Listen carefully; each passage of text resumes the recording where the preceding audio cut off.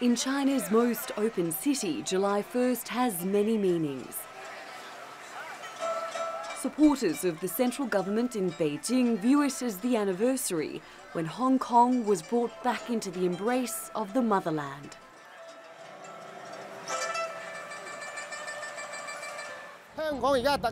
It's the reunification of Hong Kong. This is why it's worth celebrating. But for many locals, it's now a day of protest. We need to have freedom of democracy.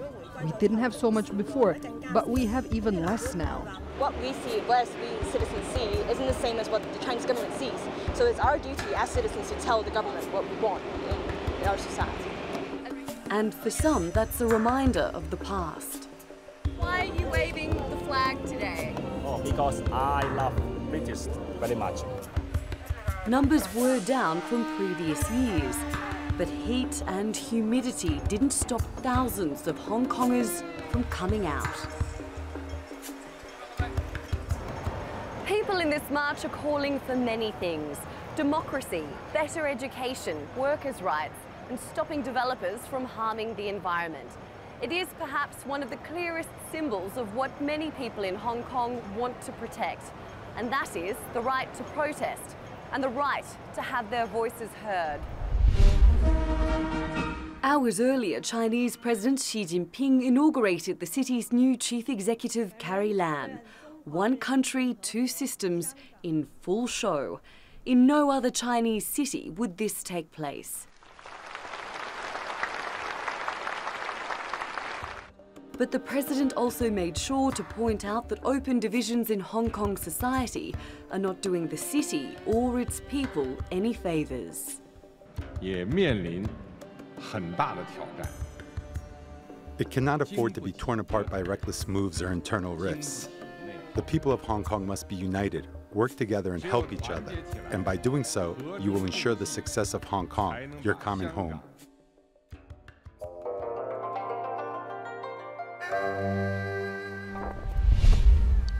Hong Kong is one of Asia's most developed cities, but its version of democracy is just decades old. At the time of handover from Britain to China in 1997, a new law was brought in to govern Hong Kong as part of the one country, two systems model. Beijing would give the city a high degree of autonomy and also have minimal interference in the running of the territory's affairs for 50 years. In the basic law, that's our constitution, the Chinese government promised that in the long run, our chief executive, that's like our president, and our legislative council, all members, that's like our parliament, will be elected by Hong Kong people through universal suffrage. And I think in the past 20 years, we have been struggling for the Chinese government to honor this promise. Tai was one of the organisers of the Occupy movement, when protesters took to the streets for 79 days, calling for universal suffrage. And a time when the city's youth activists gained global prominence. While demonstrations did not bring change, they have sharpened the political will of many. Delaying the promise of democracy is just proof that we are under the threat of China. But the uniqueness of Hong Kong would be, I would like to point out that the unique point of Hong Kong would be Hong Kong is the only city under the rule of Chinese government have certain degree of freedom and free flow of information. The territory seems to be at a political crossroads about the best way forward. Pro-establishment lawmaker Holden Chow says the future will be bright, but only if opposition groups stop creating discord. As long as they agree not to continue to ruin the trust between the two sides, then I think we will be fine. And I trust that the one country, two system principle is the best option, not only for Hong Kong, but also for the central government. There's also another factor at play in Hong Kong's push for reform. It's open access to the outside world. Scarlett Pong describes herself as an independent councillor, but she's keenly aware political issues in the city can have reverberations in the mainland. You know, there might be foreign power would like to step in Hong Kong as a stepping stone or a platform to affect China. The political destiny of this city is uncertain. And in a place with such differing perspectives, it looks increasingly difficult that all sides will be able to set course in one direction. Natalie Pohanen, The Newsmakers, in Hong Kong.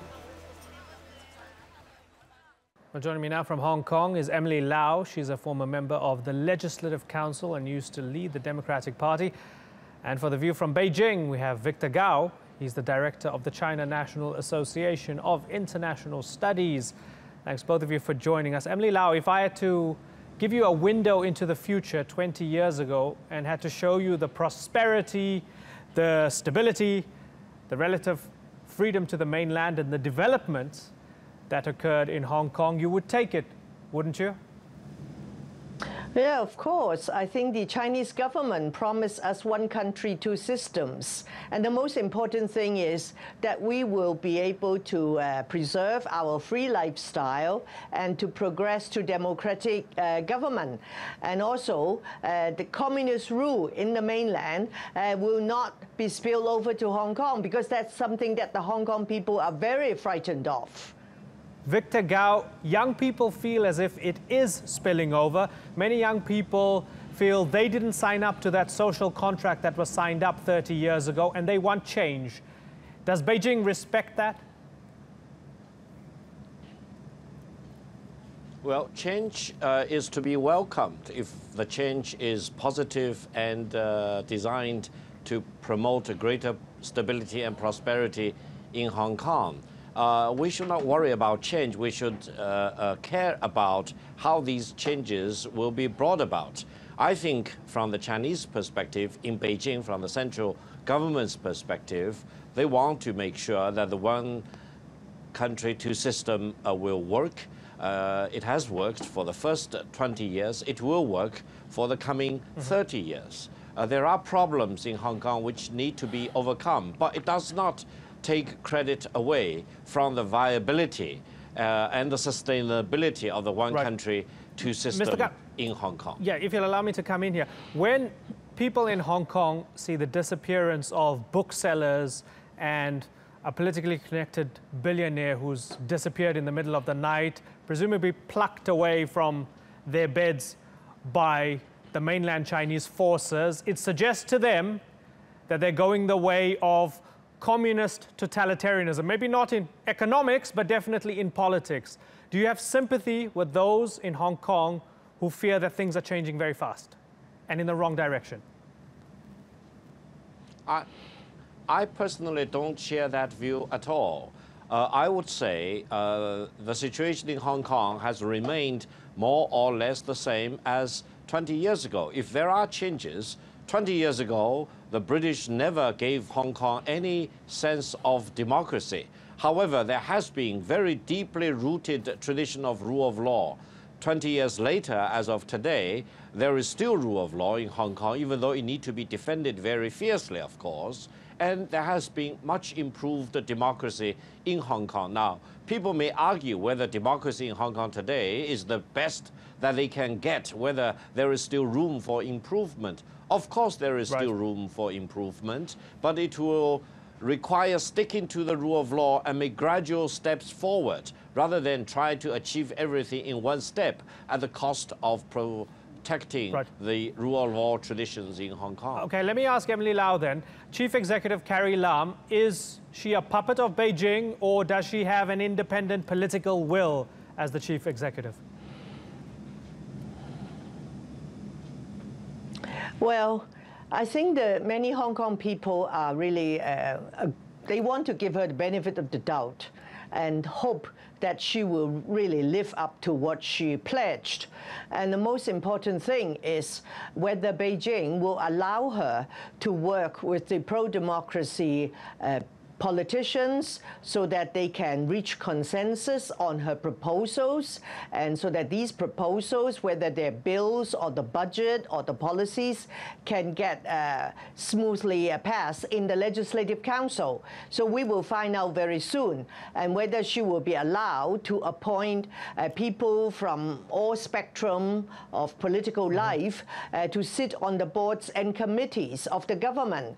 But I cannot agree with Mr. Gao for saying there's still the rule of law. You know, only a few weeks ago, the British government came out to accuse the Chinese government of reneging, breaching the Sino-British Joint Declaration. Right. This is over the Causeway Bay bookseller case. Mr. Li Bo, we all thought, agrees that he had been abducted.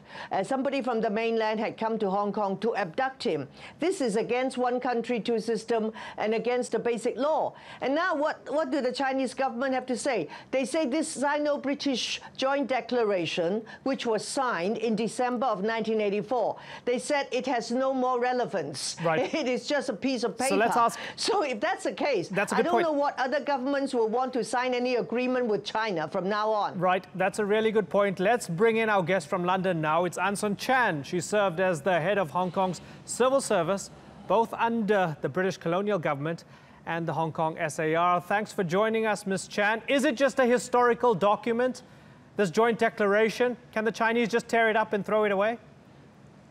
Of course it isn't. It's a joint declaration signed by both Great Britain and China. And Britain must not allow China to tear up the joint declaration and walk away from its commitments to the people of Hong Kong. Victor Gao, why are the Chinese giving this joint declaration so little relevance? Why aren't they taking it seriously? It was a very serious document that was a key part in the whole handover. Now, I would say the joint declaration between China and the United Kingdom on the situation over Hong Kong was a very important document.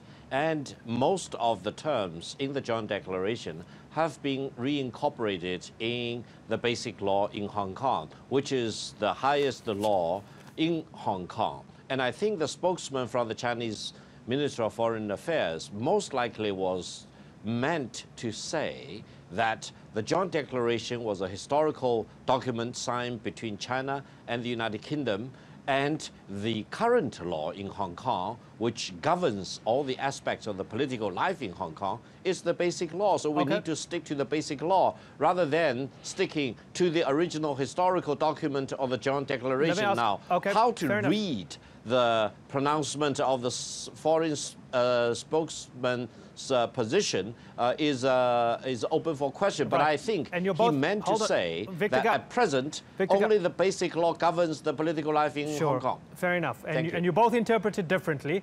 Let me ask Anson Chan, is that enough for you? And also, I mean, given that, hold on, given that the UK is so sort of small right now, it's not very powerful. Boris Johnson got a slap on the wrist when he mentioned that the joint declaration should be taken seriously. Should the UK government be doing more? And even if it wants to, can it really do more? Absolutely. The British government should take a very firm lead. It should register its protest at the highest level with the Chinese authorities and get this matter clarified. I think Mr. Gao's argument is somewhat disingenuous. We all know that the provisions in the basic law are based on the principles laid down in the joint declaration, which two sovereign powers signed in 1984. And it has continuing validity. And I think Britain is absolutely right in saying it has a responsibility to continue to supervise the implementation of the joint declaration. Emily Lau, in the long term, at the moment we have one country, two systems. In the long term, are we more likely to see two countries, two systems, or one country, one system, all run by Beijing and Hong Kong completely swallowed up? Well, I think what they say is in the long term, we're all dead. So I think we concentrate on the foreseeable future. And Hong Kong people, most of them, would like to see one country, two systems. But the Chinese government keeping its promise they cannot renege on the promise. And if they do that to Hong Kong people, do that to the UK and to the international community, then what credibility does Beijing have? And who else, what other countries would want to sign agreement with China? Okay, let me bring in what Xi Jinping actually said.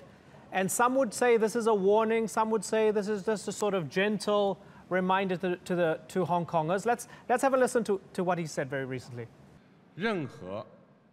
Any attempt to endanger China's sovereignty and security, challenge the power of the central government and the authority of the basic law of the Hong Kong Special Administrative Region, or use Hong Kong to carry out infiltration and sabotage activities against the mainland is an act that crosses the red line and is absolutely impermissible. Anson Chan, did you take that as benevolent advice or as a threat? Certainly not. I think Mr. Xi is laying down the law for Hong Kong people. He is saying that any challenge to sovereignty, to China's central authority, will not be tolerated because Hong Kong people would be, as it were, breaking the bottom line. In the past, at least leaders used to be somewhat more subtle in reminding Hong Kong people of its so-called responsibilities. And Victor Gao, does Beijing see what's happening in Hong Kong as a litmus test for Tibet, for Xinjiang, and for every other possibly restive part of China? Is that why they take it so seriously?